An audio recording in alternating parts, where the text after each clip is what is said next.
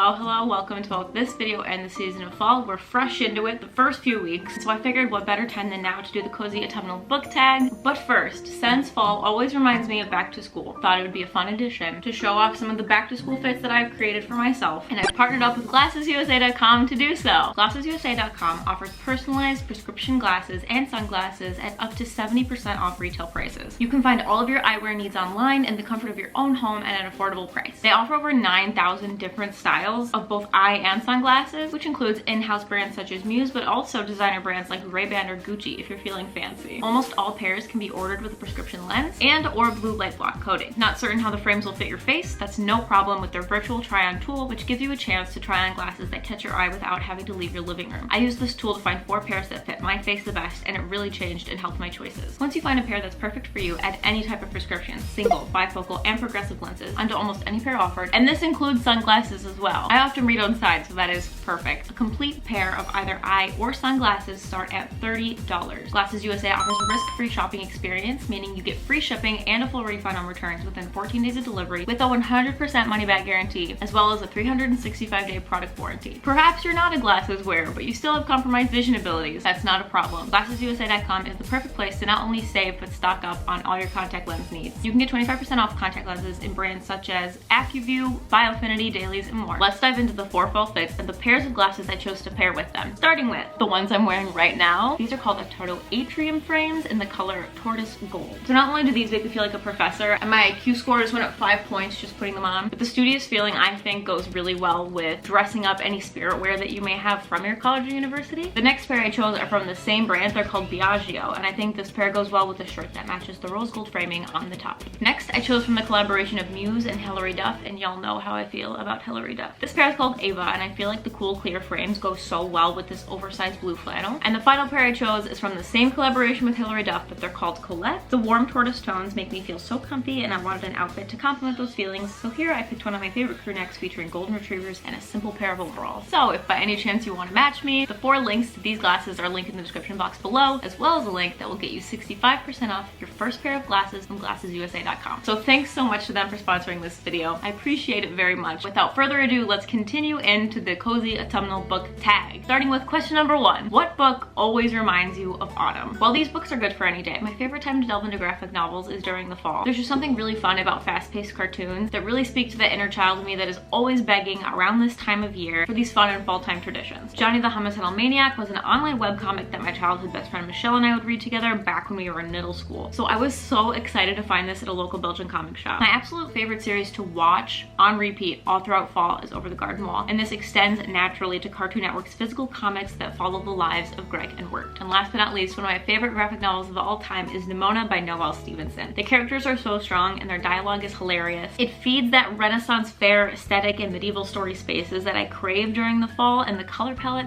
is quite autumnal as well. Question number 2. What is your favorite autumnal book cover? First of all, Earthlings by Sayaka Murata has such an adorable hedgehog plushie. What makes this cover extra special is that the letters glow in the dark. So if your seasonal depression is coming in hot with the days getting shorter, you can have a small little pick-me-up for when the sun sets. Kind of glowing already, can you tell? Secondly, I love the simple and spooky cover for Shauna Maguire's Middle Game. There's just something I love about this book's look. Really encapsulates that October feeling for me. And just for general fall feelings, the cover I have on my copy of The Secret Garden has such a gorgeous color palette and such beautiful illustrations. If fall were contained to one little rectangle, this would be it, I think. Question number 3. What's your favorite autumnal drink to read with? I'm not at all original when I say this, but why on earth do we require to be original when it comes to beverages? So allow me to say, I love warm drinks. I have a giant tea box with a bunch of different choices, and so for the most part, on colder days, you can catch me drinking a cup of tea. Question number 4. Do you prefer reading in the daytime or nighttime? I personally love both. Hear me out. I think starting and ending my day with reading has greatly improved my mental health. It's like the secret key to success. Reading right before falling asleep, as opposed to watching TV, YouTube, or scrolling through my phone, has improved my REM cycles, so crucial to balance moods and a happy life. But also, starting the day with a warm cup of coffee and a few chapters of a book just sets the intentions for the day right. Question number 5. Halloween is coming. What is your favorite spooky read? Personally, I'm a sucker for Riley Sager books. I've only read 2, but I've had fun with both. Verity by Colleen Hoover creeped me out properly. I was actually hiding behind my fingers while I was reading, like I was watching a scary movie. A thriller that was such an enthralling page turner and also chock full of twists is The Kind Worth Killing by Peter Swanson. I devoured this in almost one sitting because it was that easy to fly through. And the same goes for The Silent Patient by Alex Michaelides. This was one of my favorite books that I read for last Halloween. I know you might have heard about this book left, right, and center, but allow me to emphasize that Pretty Girls by Karen Slaughter combines scary murder with strong sister bonds. So that means great characters while also keeping you nauseated. Perfect for Halloween. However, the book that unsettled me the most is The Summer I Died by Brian C. Thomas. I tend to be mildly comforted when bad things are happening for a reason, but this one, not the case. When bad things happen just for the sake of them happening, it destroys me. That's what this book did. Destroyed me. Question number 6. What is the ultimate comfort read for you? For these, I picked 3 off of my favorite shelf, which you've probably heard so much about, so feel free to skip. If you're looking for a fast-paced and kind of creepy book that will remind you to be grateful of the life you've been given, then look no further than Coraline by Neil Gaiman. If you're looking to find the feeling of home between the pages of a book, complete with magical children, allow me to recommend The House in the Cerulean Sea by T.J. Klune. And last but not least, if you care to be reminded of the power of friendship while also being transported into a meaningful and magical world that holds the feeling of a Studio Ghibli film, then I recommend my favorite book, Lonely Castle in the Mirror by Mizuki Sugimura. Question number 7. What is your favorite autumnal snack? I come from the Midwest, and something my family and I used to do every year was go apple picking. We would then eat apples in any and all forms for the upcoming months. I still love keeping up the tradition of apple eating during this time of year. Specifically, I love just plain apple slices and caramel, as well as a good home-baked apple crumble. I recently tried 2 different recipes, one for the plant-based caramel and another for a vegan crumble, which I've linked down below. Question number 8. What is your favorite autumnal candle to light while reading? Okay, you open this can of worms. My favorite candles ever come from a company called The Very Good Candle Co. You know how sometimes you buy a scented candle and you can only smell it after you leave the room and come back? You can smell these while existing. I usually treat myself to one every year at the vegan festival, but due to COVID, we haven't had a festival for 2 summers in a row, so it's been a long time. I've had to improvise. My friend Sophie gifted me some homemade candles from a small business here in Antwerp, Belgium. They're very reminiscent of The Very Good Candle Co. with more woody and herby scents, offered as well as a wood wick, which gives off its own bonfire element. So these are great, especially for autumn. Also very recently, I found this brand in a shop in the city. They're called Patty Wax and apparently come from Nashville, Tennessee, so perhaps US people can get their hands on these easier than the other 2 mentioned. I was particularly looking for a fall smell, you know, apples, cinnamon, the works. So this candle, applewood and spice, fit the bill. It reminds me of a Bath & Body Works lotion I used to buy when I was in middle school. Also kind of smells like that Glade room spray.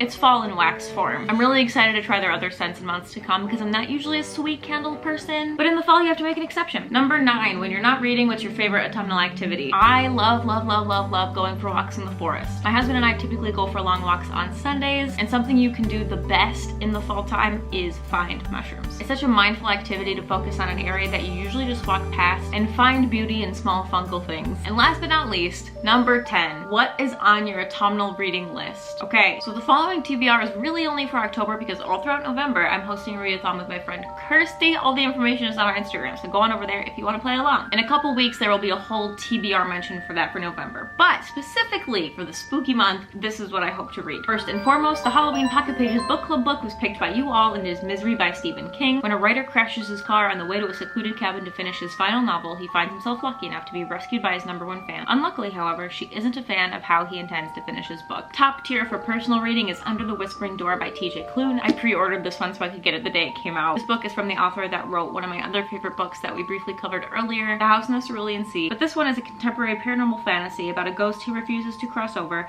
and the ferryman he falls in love with. It sounds so cute. Of course I have to read the sequel to The Summer I Died. I ordered Born to Bleed, and with that book I am guilty of ordering 2 other Halloween books, Lobizona, which is an Argentinian werewolf book, and They Never Learn, which is a thriller reminiscent of / similar to Promising Young Woman. Ooh, I'm so excited for all of them. And since I love The Kind Worth Killing so much, I'm trying to read more of domestic thrillers since that's a niche in that genre that I tend to like. So Rock, Paper, Scissors by Alice Feeney is one that I'm particularly excited for. The inside blurb says 10 years of marriage, 10 years of secrets, and an anniversary they will never forget. It hurts me inside too, but the next book I have does not have a dust jacket, and it's The Last Time I Lied by Riley Sager. Would it be Halloween without Riley Sager? This one is about a woman who returns to her summer camp camp to uncover the truth of a tragedy that happened over a decade ago. Strong, I Know What You Did Last Summer feelings. Up next is Once There Were Wolves by Charlotte McConaughey. This falls under the genre of environmental thriller, which is a genre I don't think I've ever read from before, so I'm really excited for that. It's about a woman and her twin sister leading a team of biologists into the remote highlands in order to reintroduce 14 gray wolves in hopes of healing the dying landscape. Last but not least, we have Blindness by Jose Saramago. This has been on my TBR since last year, and it recently got super bumped up after my friend Kirsty recommended it, with high praises. It's a dystopic science fiction about an epidemic of white blindness that seems to be infecting people at a rapid rate for no particular reason, I suppose, which leads a lot of people to be abandoned at a forgotten hospital. Our protagonist is apparently immune to this blindness, but lies about her status so then she can join her husband in this lawless and chaotic asylum. It sounds unsettling and a little too close to home, seeing as we're in a pandemic of our own, but spooky times call for spooky measures. And there you have it, some back to school fall fits, as well as some spooky, some cozy autumnal reading recommendation. Thank you again so much to GlassesSuicide.com for sponsoring this video. If you'd like, please feel free to click the link down below to get 65% off your first pair of funky fresh brights. And as always, thank you for clicking, thank you for caring, and thank you for being nice. I'll see you in the next one. Bye!